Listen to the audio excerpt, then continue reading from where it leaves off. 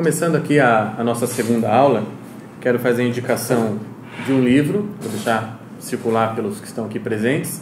O livro se chama Persona, Julián Marías. Esse livro estou utilizando bastante aqui nesse primeiro módulo também, junto com o livro Mapa do Mundo Pessoal. Os dois você não vai encontrar em português, mas apenas na edição espanhola mesmo. Para comprar esses livros, você tem duas saídas, né? Ou você encomenda de sebo. Aqui no Brasil, alguns sebos você vai encontrar, e principalmente do Mapa do Mundo Pessoal, é mais fácil do que o Persona. Ou você encomenda de fora do país, né? Vai demorar para chegar, mas chega, né? Tem um site que você vai encontrar livrarias de livros novos e usados de todos os países de língua espanhola. Esse site se chama Iberlibro. Então, às vezes você dá a sorte de encontrar um livro desse, por exemplo, que está para vender na Argentina, e aí em um mês ele está na tua casa, né? Então, vou passar para que vocês... Mas já comprei desse site, é confiável, já comprei, veio da Espanha, etc. Demorou para chegar, mas chegou. Bom, vou começar... Na aula passada eu fiz uma afirmação, eu vou começar essa aula fazendo uma pergunta, né? A pergunta que eu quero fazer para vocês é a seguinte: por que, quando nos criou, Deus não nos colocou direto no paraíso?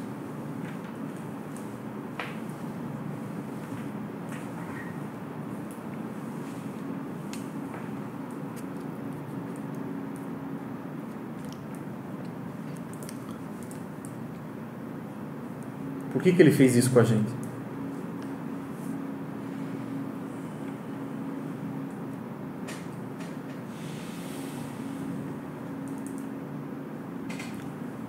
Deus está de brincadeira? Está de sacanagem? Tem uma música assim, samba. Tem samba, né? Deus é um tremendo brincalhão, né? Em vez de fazer, eu não sei se na Zona Sul, fez nascer na favela do Alemão. Por que ele faz isso? Por que, enfim, seria tudo tão mais fácil, tão mais simples? Ficaria todo mundo para sempre louvando e agradecendo e, né, contemplando apenas o que tem de bom, belo, verdadeiro. Por que ele não nos colocou direto no paraíso? Alguém tem alguma pista? Alguém conhece o segredo de Deus e por que ele fez isso? Porque eu acho que, em princípio, a gente não é merecedor. Puxa, a gente já começa devendo. Mas eu acho que sim. Acho que sim. Pela própria história que nos contam que, por causa do pecado original, né? Uhum. Então a gente não entra direto, a gente tem que purgar. Uhum. Tem mais alguém com alguma resposta para essa pergunta? Para enfrentar as adversidades da vida e crescer. Então Deus é como um pai que quer ensinar uma coisa. Vou colocá-los no mundo para que eles experimentem certas coisas, sofram algumas coisas e aprendam e cresçam. É isso? Isso seria o objetivo dele? Isso seria uma consequência? Vamos tentar dar uma resposta menos teológica e mais filosófica, ou mais antropológica para a pergunta. Por que o homem, esta realidade, pensando o homem como uma realidade particular, porque esta realidade foi posta no mundo?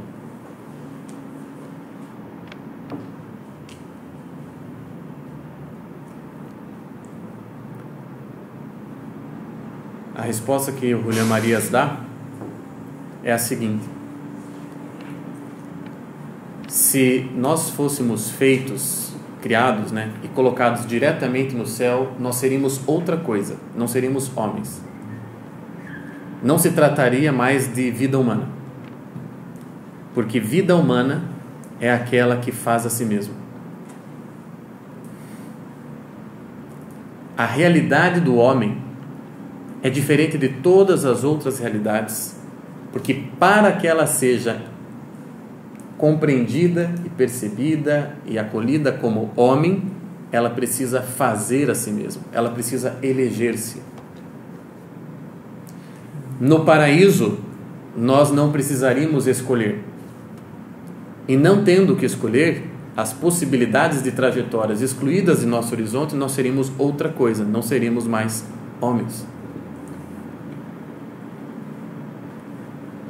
Então, nós somos a única realidade que faz a si mesmo.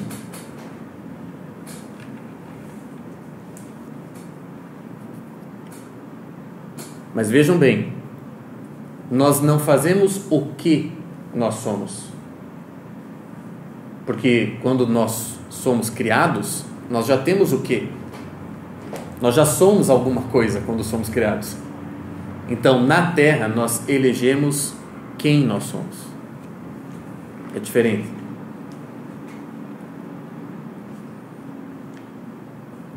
Por isso, podemos afirmar categoricamente: o homem não é coisa.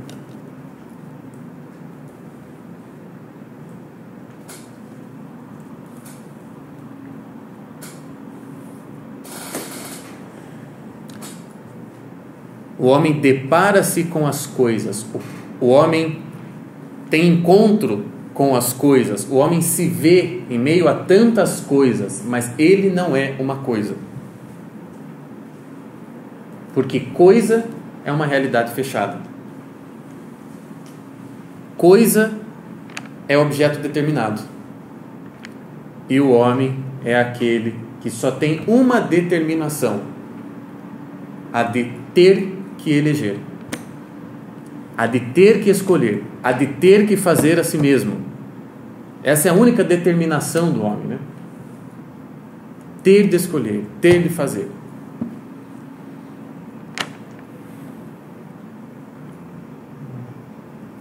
Vocês vejam que tudo que existe no mundo tem substância, né? Aristóteles foi um filósofo que estudou e talvez, enfim, melhor do que qualquer outro, elucidou para nós o que é substância.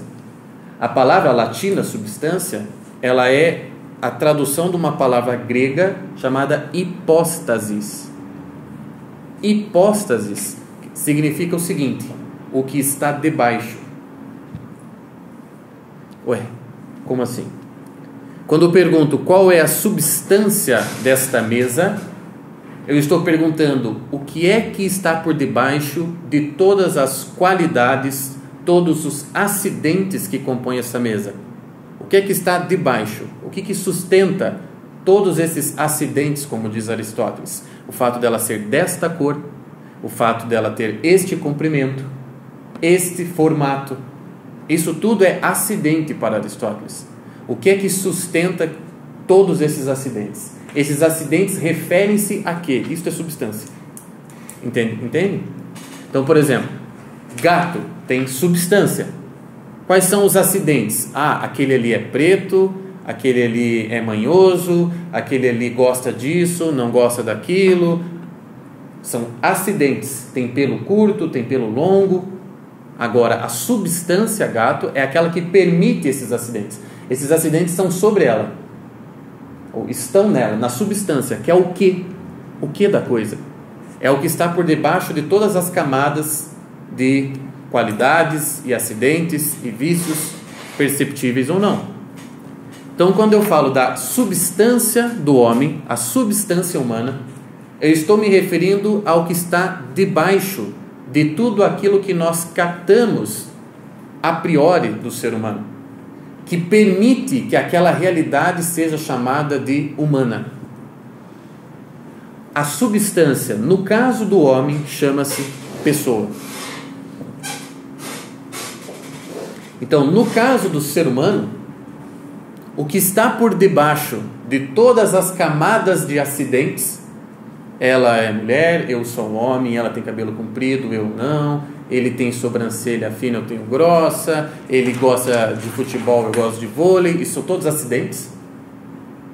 O que está por debaixo de todos esses acidentes, e que é o núcleo que permite que esses acidentes estejam depositados, este é um núcleo que nós chamamos de pessoa. Esta é a nossa substância. É uma substância diferente de todas as outras.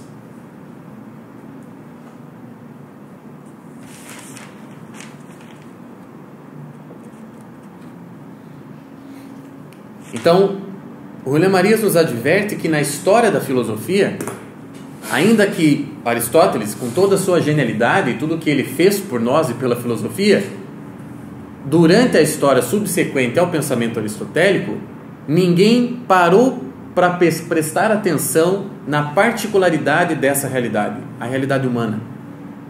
Ninguém parou para prestar atenção que a substância do homem é diferente de todas as outras substâncias, de todas as outras coisas. Coisas não se aplica a homem, porque homem é pessoa que elege a si mesmo. Então, quando nós dizemos que o ser humano é co-criador, nós estamos querendo dizer que o homem recebe uma parte da realidade, quer dizer, recebe, podemos chamar uma parte, e Deus dá a outra parte, o homem faz. É um ditado popular e que plenamente verdadeiro. Então é sobre esta substância que nós estamos falando nesse primeiro módulo, a pessoa. E como é possível perder a substância. Veja que coisa interessante. As outras realidades não tem como, isso não existe para elas, não existe, elas perderem a substância. Agora, o homem corre o risco durante toda a sua vida de perder a substância, de perder a pessoalidade. Ou seja, todos corremos o risco do que William Marias chama de despersonalização.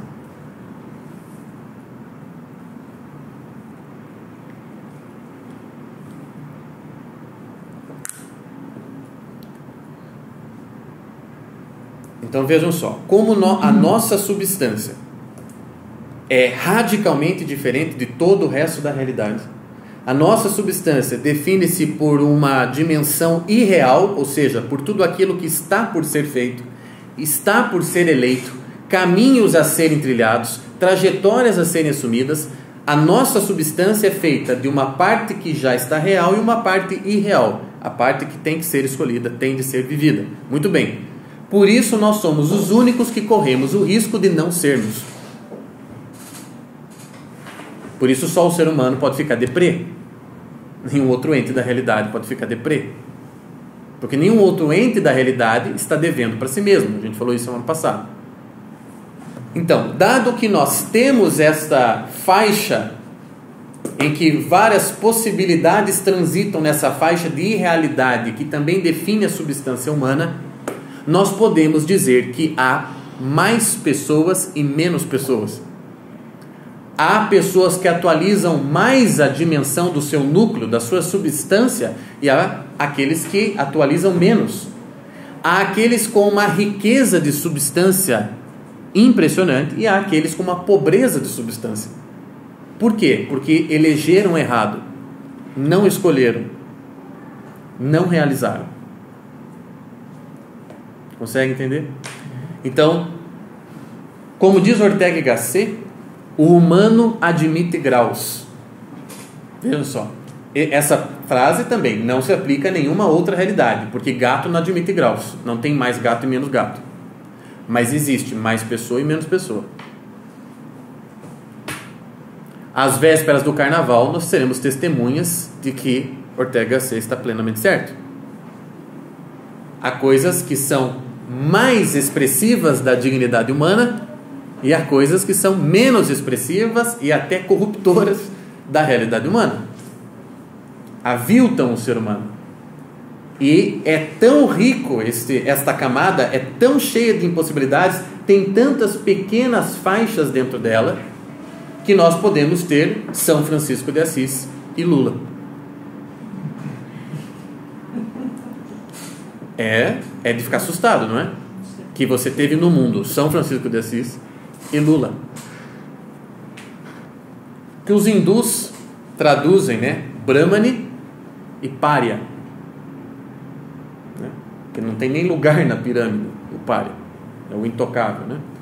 Então veja, existem todas essas possibilidades dentro da realidade humana. Então, quando nós falamos de núcleo pessoal, de substância humana, que significa a dimensão da pessoa, esta é a nossa substância, que tem de realizar a si mesma, nós estamos também assumindo, né, tornando consciente o risco da despersonalização, que é a não realização da substância humana. Por isso, Olavo de Carvalho fala, quando ele dá aquela lista de livros de literatura, história, filosofia, ciência, é uma lista lá com mais de 100 livros, ele diz, o título da lista é Livros para os aspirantes à espécie humana. Aspirantes à espécie humana. Eu sempre achei irônico, simpático, provocativo o título dessa lista. Porque o homem, numa medida, nasce homem e noutra tem de realizar, tem de fazer, tem de conquistar. Então há lá um conjunto de requisitos mínimos que eu preciso atingir para ser homem.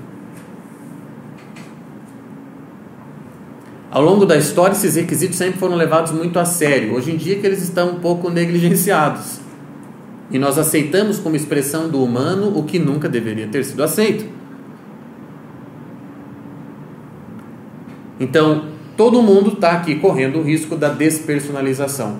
Então, por exemplo, o Julián Marías, quando ele trata de dinheiro, nós não vamos falar disso nesse módulo, mas existem lá capítulos de alguns livros dele que ele fala de dinheiro, de economia, etc.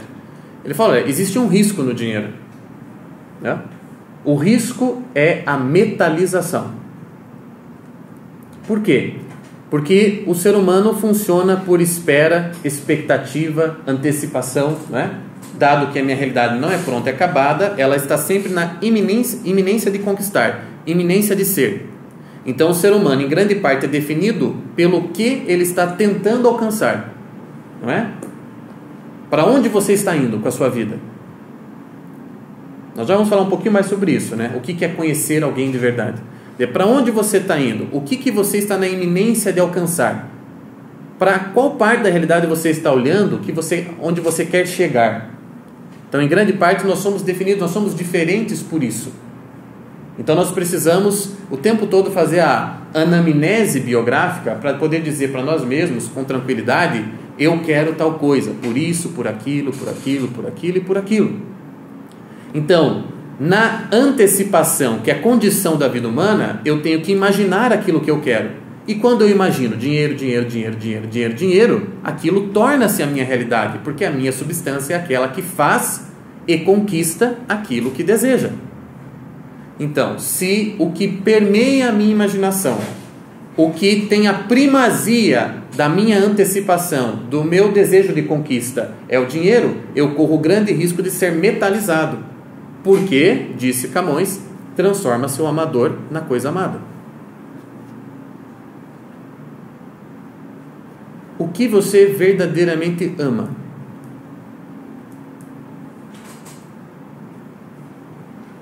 É nisto que você vai se transformar. Então veja que o Julián Marías não está fazendo uma condenação ao dinheiro. Não, ele não está, absolutamente não é isso. Não é uma crítica pueril, moralista. Ele está fazendo uma advertência, ele está nos avisando, está nos dando uma grande dica. Olha, aquilo que você muito deseja, aquilo torna-se você. É a historinha contada para crianças do livro que nós lemos no Clube do Livro ano passado, né? O livro de Natal, um conto de Natal do Sr. Scrooge. Só quis uma coisa, conquistou a coisa, tornou-se aquilo, então não pode reclamar, pois foi aquilo que ele quis. É a velha teoria da felicidade de Aristóteles, né? Está lá na Ética Nicômaco. Bom, o que é que você está buscando? Quais são os bens na vida, os bens na realidade que você está querendo alcançar? Se você alcança bens pequenos, terá uma felicidade proporcional àquilo que você está buscando. Então, se eu quero o sumo bem, a máxima felicidade, então eu tenho que almejar os bens que podem carregá-la, que podem arcar com o sumo bem. São esses os bens que eu devo buscar. Então, a realidade humana é feita disso. Eu corro o perigo, quando eu desejo muito um tipo de bem, eu corro o perigo de me tornar aquilo. Esse é o risco da vida humana. Então, falando desse processo de personalização, nascemos numa medida pessoa, em outra medida nos fazemos pessoas, O que acontece com um bebê? No momento em que ele nasce.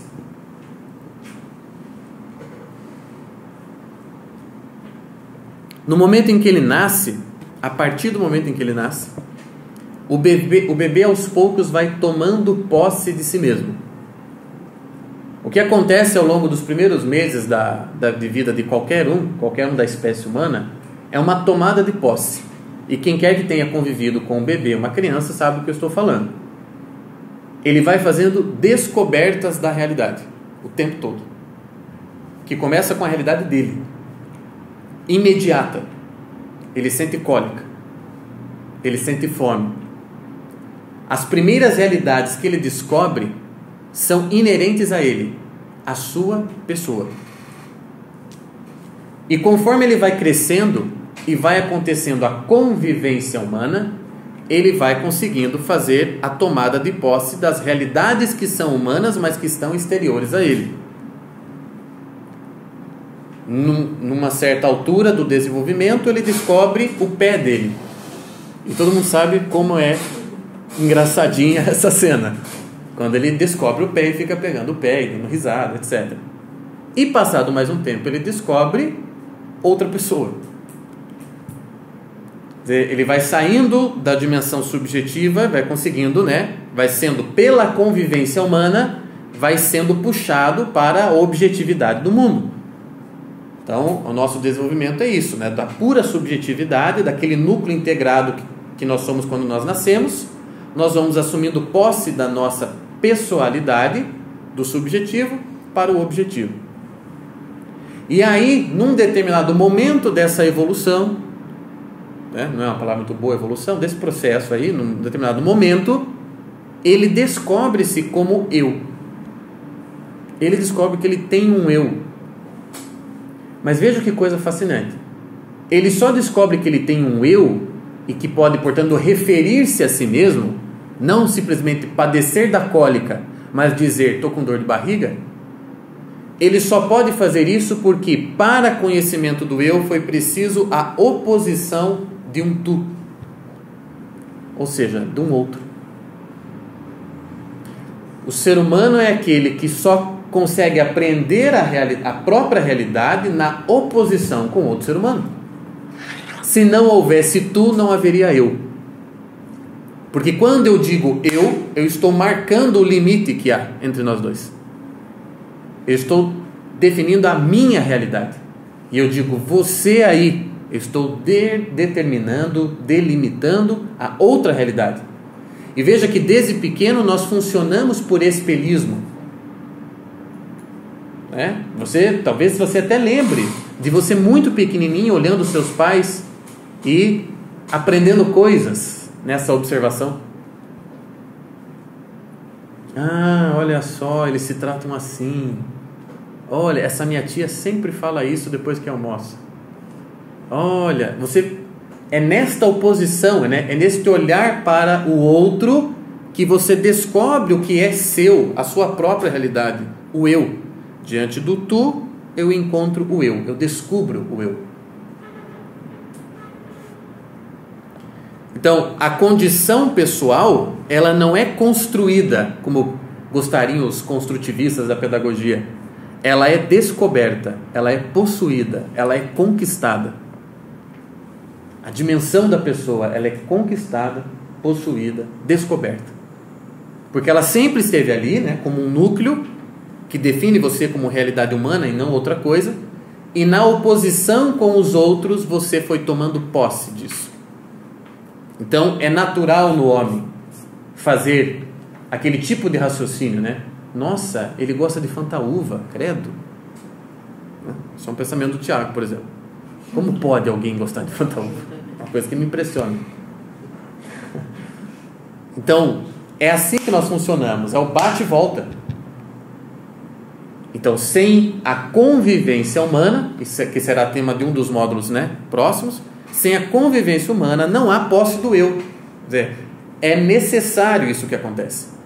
E o bebê, veja, o bebê para a criança ali, ele tem esta convivência imposta pela família. A família, pai e mãe especialmente, são os primeiros a promover a personalização da criança.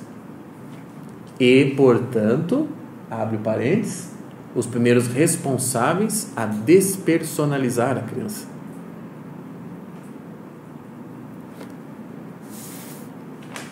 Eu vou falar uma coisa que é uma obviedade, mas que tem que ser dita. É preciso tratar a criança como pessoa desde o nascimento.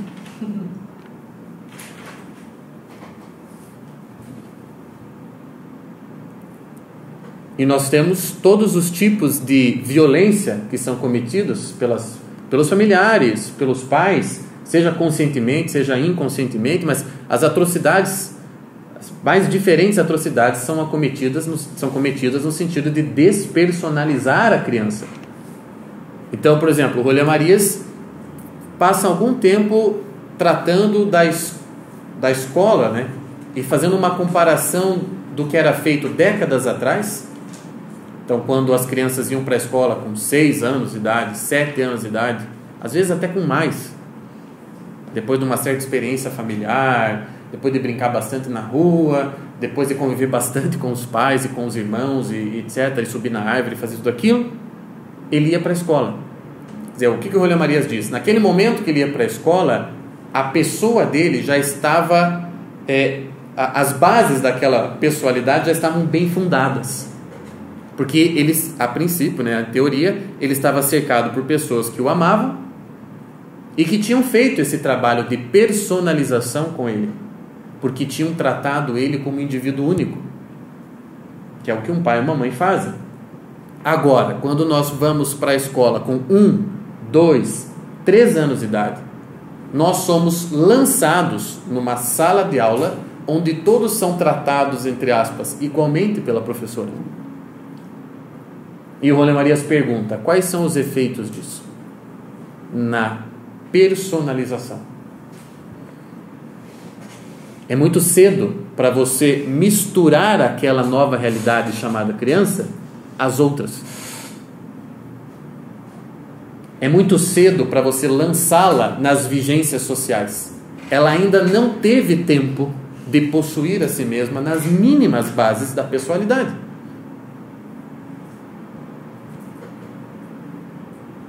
E é por isso que os riscos são maiores hoje em dia, porque como nós estamos dependentes dessas coisas, das instituições escolares que nos ajudam, porque somos pais que trabalhamos fora, etc, etc, e tudo isso que a gente já sabe, e que ninguém aqui vai se sentir culpado por isso, né? Não é disso que se trata. Mas é preciso, né, como a filosofia é a visão responsável das coisas, é preciso tocar nesse ponto. Algum efeito, diz Rolê Marias, deve ter essa escolaridade precoce.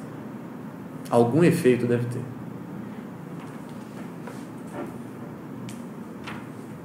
Vejam, na autobiografia dele, do Rolê Marias, as primeiras páginas, né, ele tem um livro chamado Una Vida Presente, né, Memórias. Nas primeiras páginas do livro, ele conta que a primeira imagem que ele tem da família dele é dele na cozinha da casa da avó, e a avó se referindo a ele da seguinte forma: amado, ajude a vovó. Amado. Ele diz na autobiografia dele, é muito bonito quando a gente lê essas primeiras páginas da autobiografia, que a infância dele resume-se a uma coisa: amor, amor, amor, amor e amor. Amor que ele viu entre os pais, amor da avó, amor das pessoas, dos irmãos. Era uma casa definida, segundo ele, pelo amor. Só podia dar no que deu, né? Rolê Marias. E a primeira palavra que ele aprendeu, a primeira palavra, não foi papai nem mamãe, mas foi amado. Então vejam, qual é o efeito disso na personalização de alguém? Qual é o efeito de como um dia desses eu estava andando no shopping e eu vi uma mãe andando com uma criança no shopping, a criança devia ter uns 3 anos, e ela andava e dava tapa na cabeça do menino enquanto andava. Que efeitos isso tem? Na personalização. Então, se é preciso tratá-lo como pessoa sempre, por que nós coisificamos ele às vezes? Estou sendo suave, às vezes. Por que nós coisificamos os outros, né? Os adultos também, nós coisificamos eles. Eu falava para um aluno ontem, que eu atendo por Skype, Eu dizia, olha, os problemas das relações humanas é porque eu quero ser tratado como uma realidade em aberto, mas eu trato os outros como realidade fechada. Você é assim, né? Mas eu não gosto quando dizem, você é assim. Não, eu estou em processo. O que é isso? Me dá um tempo, eu estou tentando mudar. Então nós coisificamos, né, as coisas, as pessoas. E o ser humano, ao mesmo tempo que ele faz isso, que ele cai nessa enrascada, ele também tem um ímpeto nele, que é o de humanizar tudo que ele toca. Vejam as relações que nós temos com os nossos cachorros, nossos gatos, nossos animaizinhos de estimação. Nós humanizamos eles. Nós conferimos sentimentos humanos para eles, inclusive. Nós humanizamos a planta. Ah, olha, está tristinha, não floriu, está sequinha. A gente vai lá, conversa com a planta, conversa com o cachorro, né? Quer dizer, o ser humano, ao mesmo tempo que ele cai na enrascada de coisificar os outros, ele não consegue não humanizar o que ele toca. Porque é uma necessidade humana conferir realidade humana a tudo que ele toca.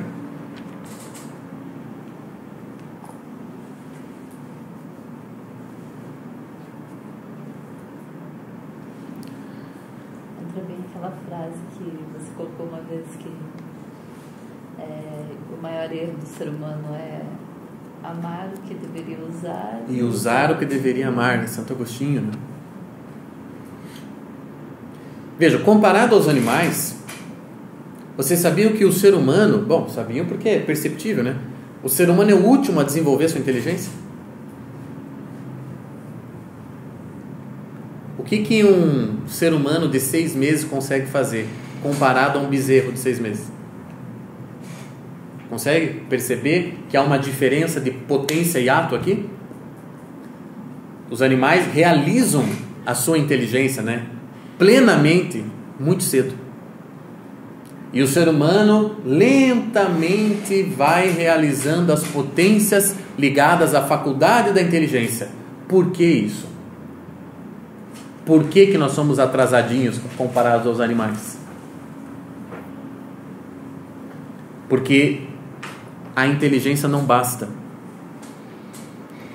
Para compreender qualquer coisa, são necessárias outras coisas que vêm com o tempo. Ou, usando uma frase que eu postei hoje na página do curso, não se pensa com o cérebro, se pensa com a vida. Né? Como diz Ortega Gasset, experiência é pensar com os próprios pés. O que você já viu da vida, o que você já viveu, o que você já registrou, o que você já testemunhou. É por isso que a inteligência humana é dependente da biografia. Há um componente biográfico na compreensão do mundo pelo ser humano, que não há, obviamente, em nenhuma outra realidade. Então veja, uma vez perguntaram para o Olavo de Carvalho de onde vinham as diferenças de inteligência entre as pessoas. Aquele aprende tudo, aquele não aprende nada, aquele tem facilidade naquilo, aquele tem dificuldade em tudo. De onde vêm as diferenças? Né? Dá uma explicação. E o Olavo dizia que a diferença entre a inteligência, as inteligências das pessoas não era de quantidade. Era uma diferença de qualidade, mas no seguinte sentido: o que foi que você biograficamente mais quis saber? Para que parte da vida você mais olhou? O que mais te chamou a atenção? O que mais você amou? O que mais você quis saber? Isto moldou a sua inteligência. E você passou a saber estas coisas que você quis saber, e não outras. Então, a diferença entre as nossas inteligências realmente não é de quantidade. Apesar de, sim, como diz o Hugo de São Vítor, existem obtusos. Mas tirando os obtusos de nascimento, que não sei o que estou falando, mas Hugo de São Vítor, as nossas diferenças são de qualidade, no sentido de que a inteligência tem a marca da biografia. A inteligência tem a marca da trajetória pessoal. Também a inteligência é um componente da substância pessoa.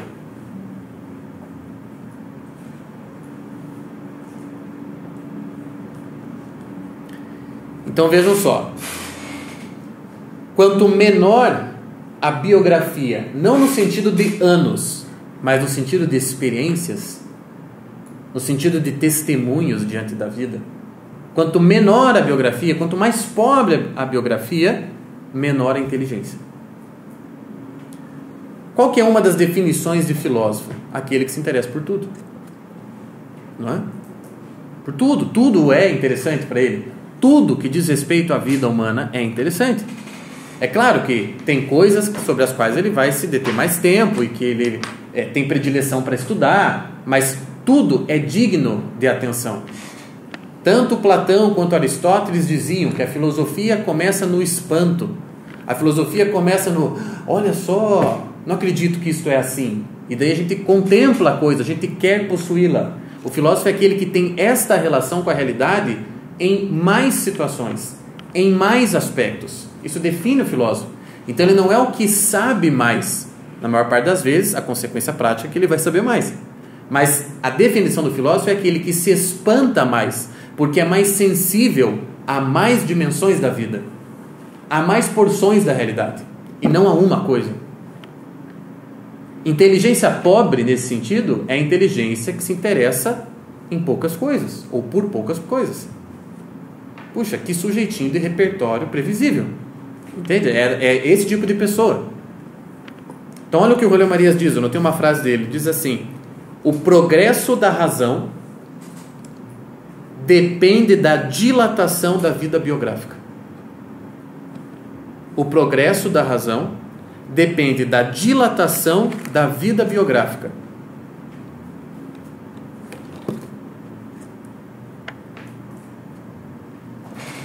Ou seja, as diferenças de inteligência não estão na biologia, estão na biografia.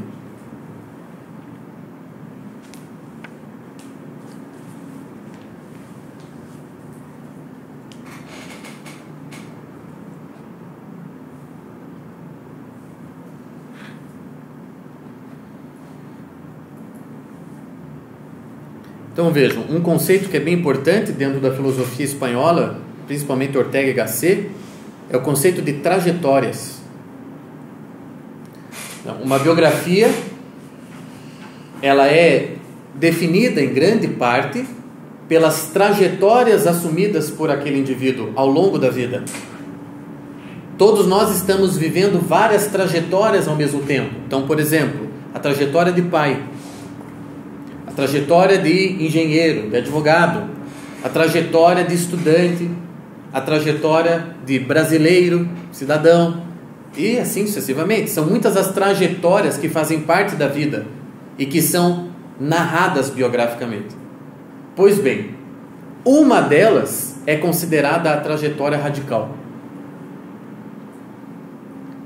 Então, uma vida é mais inteligente quanto mais ampla é a biografia, quanto mais dilatada em termos de interesses e trajetórias. Porém, ao mesmo tempo, por mais ampla que a biografia seja e as trajetórias sejam, existe uma que é considerada a trajetória radical, ou seja, aquela que jamais será negociada. Jamais.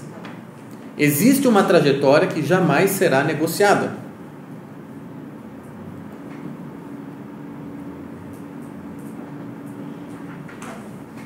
Qual é a sua?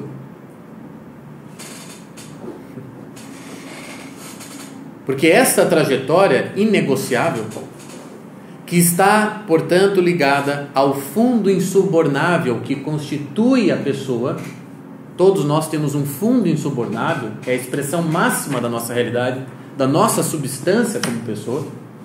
É essa trajetória e o sim a essa trajetória e a conquista dessa trajetória que pode nos fazer felizes ou não. Não são nas trajetórias acessórias que nós vamos encontrar a nossa felicidade, mas é na trajetória radical. E conhecer bem uma pessoa, como que você sabe? Eu conheço muito bem o fulano. O que isso significa? Não significa conhecer tudo o que aconteceu com ela. Muitas vezes nós passamos 20 anos ao lado de alguém e nós não conhecemos aquela pessoa. Senão, alguns atos desta vida, né? Ou boa parte dos atos dessa vida. Mas conhecer um ato após o outro na vida de alguém não é conhecê-la verdadeiramente. Conhecer verdadeiramente alguém é saber qual é a trajetória radical daquela pessoa. Se eu fosse resumi-la biograficamente em 2 linhas, eu diria 3 pontinhos. Isto é conhecer a pessoa.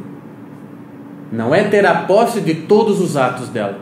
Não é conhecer os detalhes da vida dela, saber tudo o que ela fez e tudo o que ela faz. Primeiro, mesmo porque isso é impossível, porque nem ela sabe a respeito dela mesma. Conhecer bem alguém é poder dizer com uma certa segurança para onde aquela vida está indo, o que aquela vida espera, o que ela quer alcançar, qual é a trajetória inegociável. Isto é conhecer alguém. Nós sabemos, por exemplo, responder isso em relação aos nossos esposos e esposas? Nós sabemos dizer isso sobre os nossos filhos? Nós sabemos dizer isso sobre o nosso melhor amigo? O que o define?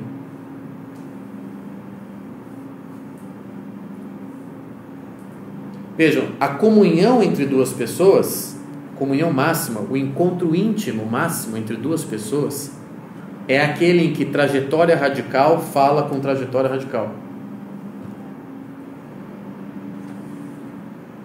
Por isso é impossível uma amizade entre 2 pessoas que estão indo para lados opostos da vida, diametralmente opostos. Nós podemos estar nós 2 buscando realizar a máxima potência das nossas vidas, e você vai realizar isso como advogado e eu como professor. Isso permite a nossa amizade. Agora, eu estou aqui tentando realizar a máxima potência da vida humana, da dignidade humana, etc, etc. E o fulano ali está preocupado em escrever letras de funk para tocar no Rio de Janeiro e ficar famoso por isso, etc, etc, etc. Então não rola. Não é um elitismo. Não rola, porque nós estamos indo para lugares diferentes. Não haverá encontro. A máxima intimidade que acontece especialmente entre o homem e a mulher, e já falei sobre isso em outras ocasiões, é fruto dessa comunicação de trajetória radical. Aquele núcleo pessoal que está por realizar algo, que está por perseguir alguma coisa, que tende a alguma coisa, ele se projeta na vida. E quando ele está em comunhão com alguém, em intimidade com alguém, este alguém conhece a projeção. Ou seja, sabe onde o outro quer chegar com a vida dele. Eu sempre digo para os meus alunos homens, eu falo, olha, o mínimo que você tem que fazer pela sua mulher é deixá-la segura a ponto dela saber para onde vocês estão indo. Enquanto casal, enquanto família, é o mínimo que você tem que fazer. Porque isto é pedido mesmo ao homem. Que ela possa ter um mínimo de segurança de, nós estamos indo para um bom lugar, porque ele sabe para onde nós estamos indo. O projeto desta casa é chegar em tal lugar. Então temos os projetos pessoais, tem os projetos de família. O projeto define a vida humana, porque tem sempre algo a ser eleito, algo a ser realizado. A vida humana é antecipação. Então, conhecer alguém é conseguir enxergar onde ela vai chegar amanhã. Ainda que ela sofra no caminho, ainda que ela que tenha os reveses da vida, ainda que ela dê 2 passos para trás e 1 para frente, mas eu sei onde ele está querendo ir. E eu não julgo pelas quedas, eu julgo pela tensão de vida. Entende? Entende que é isso que o Santo Agostinho quer dizer com Deus julga as intenções?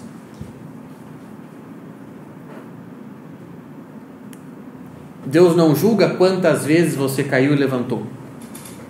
Se você mais ficou de pé do que caído. Se você mais foi fiel à sua vocação e à sua substância, ou mais foi um traidor. Não é isso. Não, Deus não trabalha com as contas dessa forma. Se ele trabalhasse assim, estava todo mundo perdido. Não é assim que ele trabalha. Eu imagino e confio nisso. Eu imagino que Deus trabalha com o arco da biografia. Para onde você queria ir? no cômputo geral dessa biografia, você queria chegar, você queria realizar, a trajetória inegociável era, e é em relação a isso que Deus vai te julgar.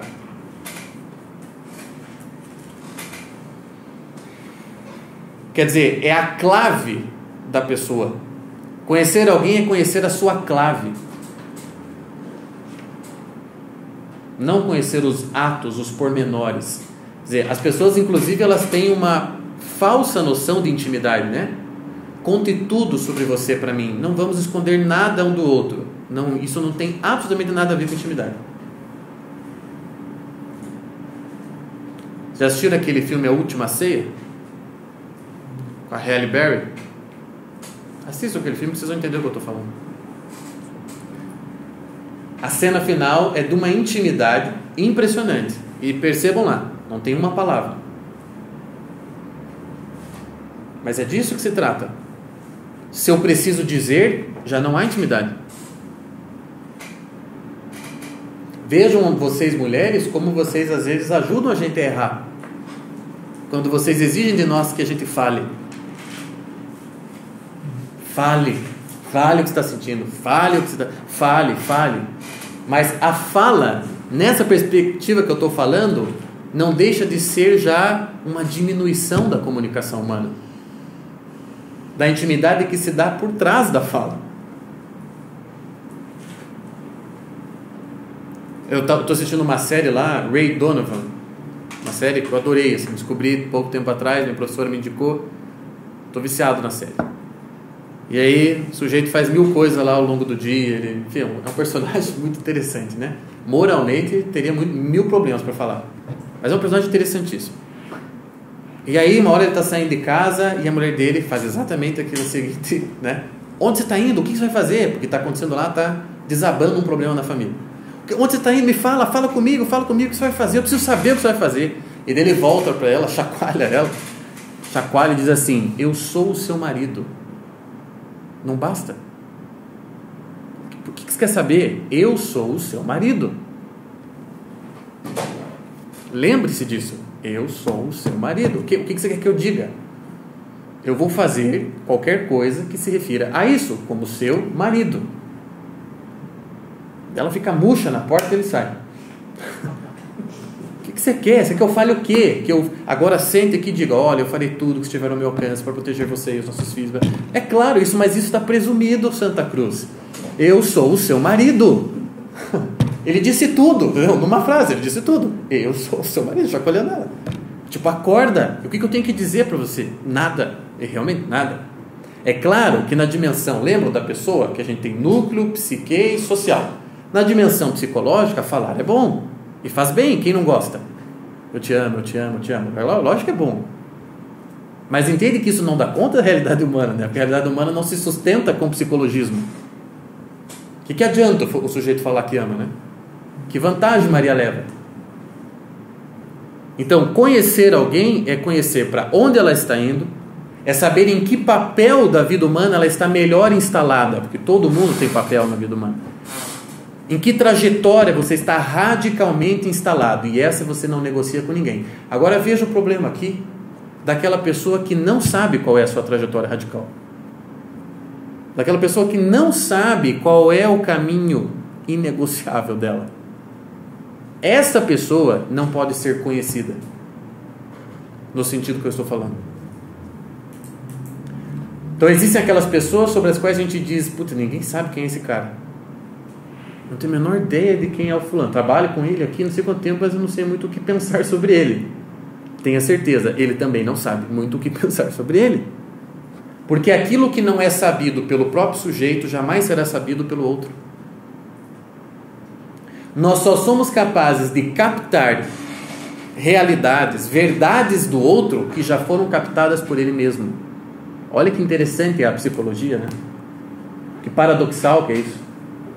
Claro, às vezes o outro está vendo melhor do que eu uma coisa que está lá dentro de mim, mas aquilo já passou pela minha consciência em algum momento da minha vida, senão aquilo seria inexpressível, aquilo não teria como se apresentar. Aquilo passou na minha cabeça em algum momento da minha vida e eu recusei a informação, por exemplo, mas passou pela minha consciência, e por isso o outro é capaz de percebê-lo.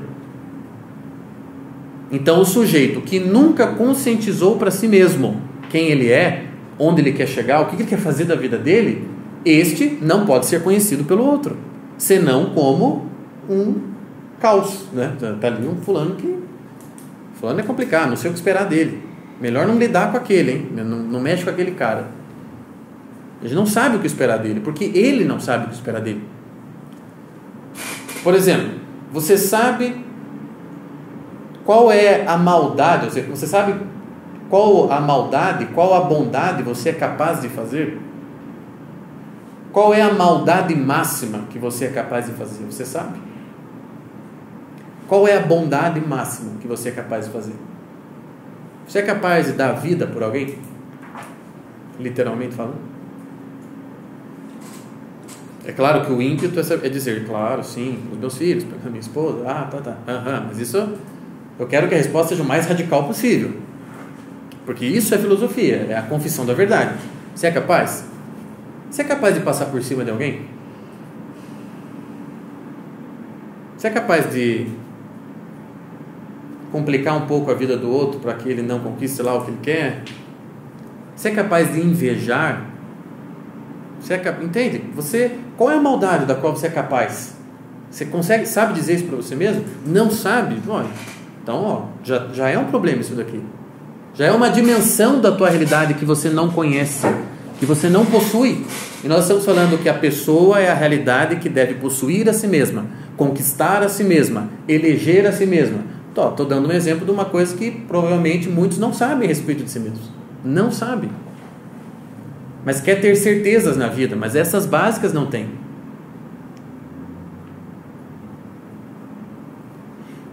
Então, o Rolando Marias chega a cunhar o seguinte termo, existem pessoas insubstanciais.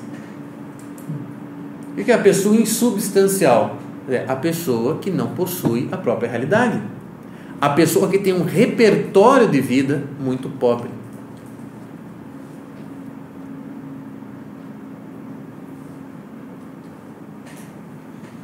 Quer dizer, as pessoas com substância, no sentido que o Rolando Marias está falando, são as pessoas com grau máximo de realidade.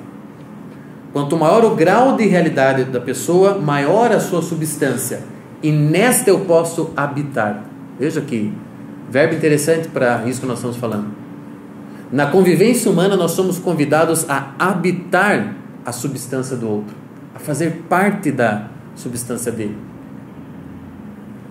Quer dizer, a realidade do outro pode fazer parte da minha cartografia, né? Altera a minha imagem da vida humana. A convivência com alguém, a convivência amorosa e radical com alguém, altera a minha realidade. Muda a minha cartografia. Quanto maior a realidade do outro, mais eu posso habitar nela, mais eu posso ser alterado. Por isso os grandes personagens da história são os que determinam alguns rumos da história, porque a realidade biográfica dele é enorme, o grau de realidade dele é enorme. Então uma sociedade habita aquela substância, uma sociedade alterada por Napoleão Bonaparte. Então também nas relações de amor, também vale a pena perguntar se eu quero ser alterado por aquela substância ou não. Se aquela realidade vale a pena.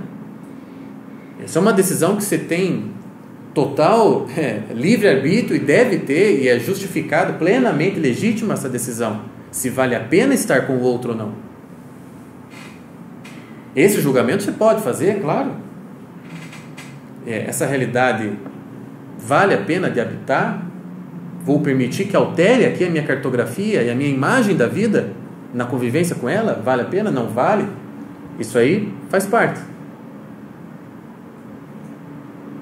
Então nós podemos dizer que um dos componentes da substância humana, da pessoa, é uma coisa chamada intensidade.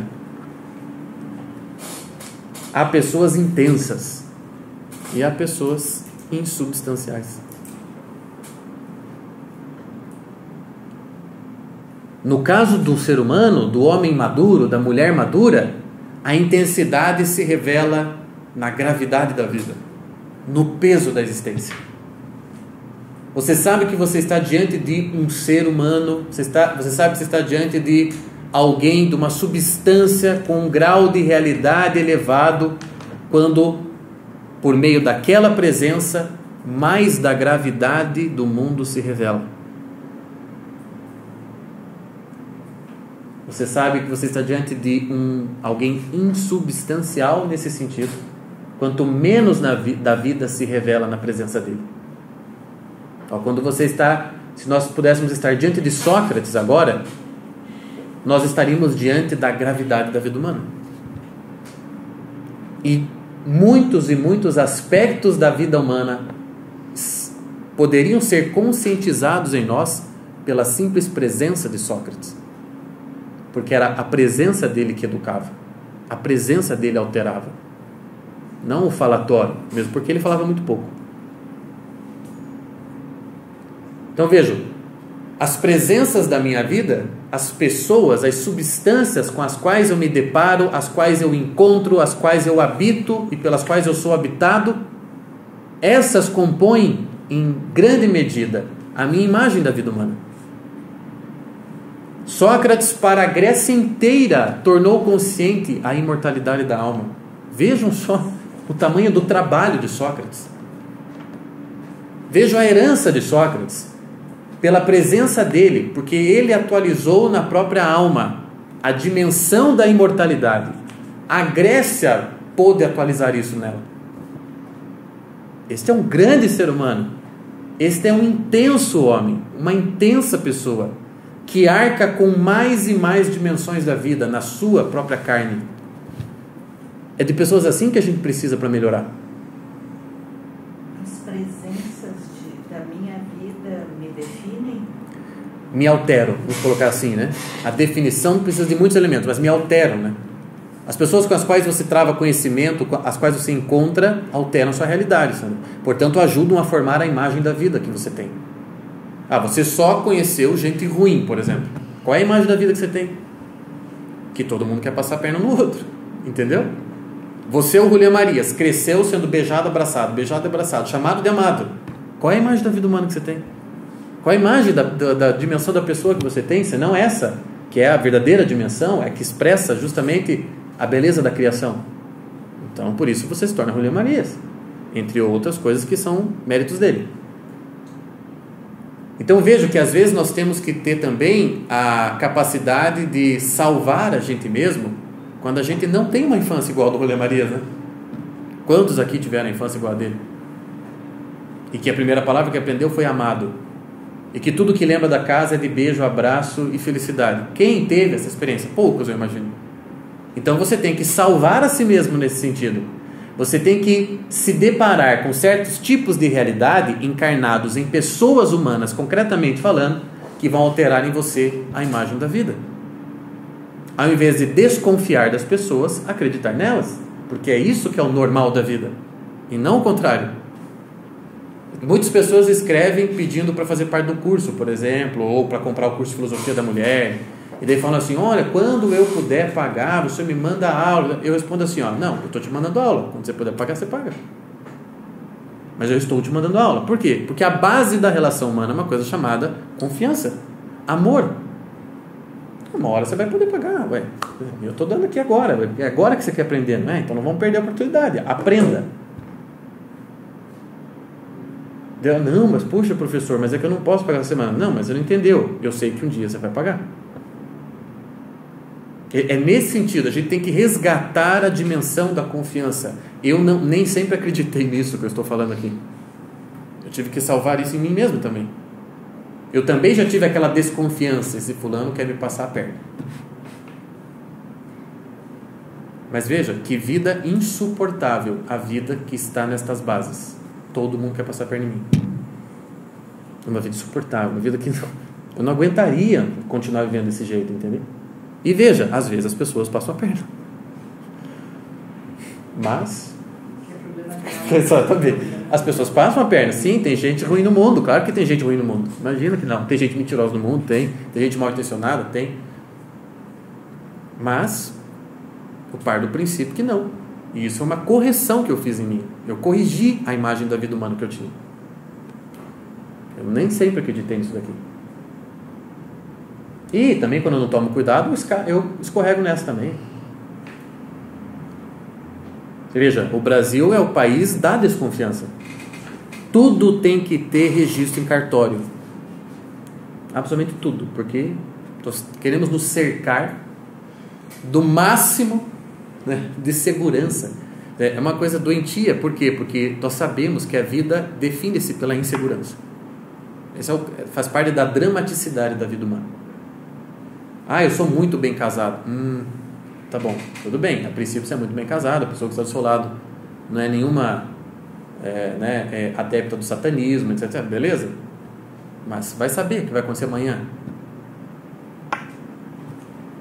Não posso prever todos os atos do outro. Posso fazer apostas. Nas relações humanas eu só posso fazer apostas baseadas em certos dados que eu tenho. Eu sei que minha mulher não vai jamais fazer parte de um culto satânico. Isso eu posso afirmar categoricamente. Mas eu não posso afirmar categoricamente que minha mulher vai me amar para sempre. Entende? A vida humana é feita de apostas. Então, uma coisa que ajuda muito é a gente se cercar de presenças que atualizam as diferentes dimensões da realidade. De gente com grau de realidade maior do que o nosso. Você está precisando de conselho? Você vai pedir para quem? Para a vizinha? Então a vizinha vai te dar um conselho proporcional ao que ela sabe da vida. Você também pode, por exemplo, optar por pedir um conselho para Shakespeare. Por exemplo, sobre o amor. Ou você pode pedir um conselho para Platão sobre a vida e etc, etc. Quer dizer, você escolhe quem vai alterar a cartografia.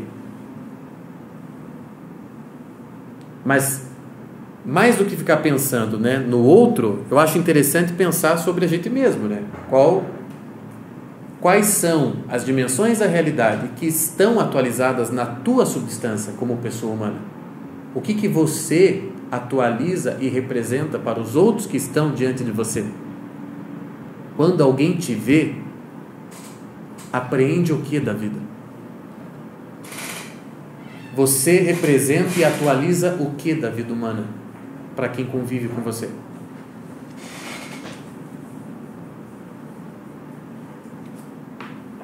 Quem te conhece passa a acreditar mais no quê? Entenderam? São perguntas radicais, né? Perguntas incômodas.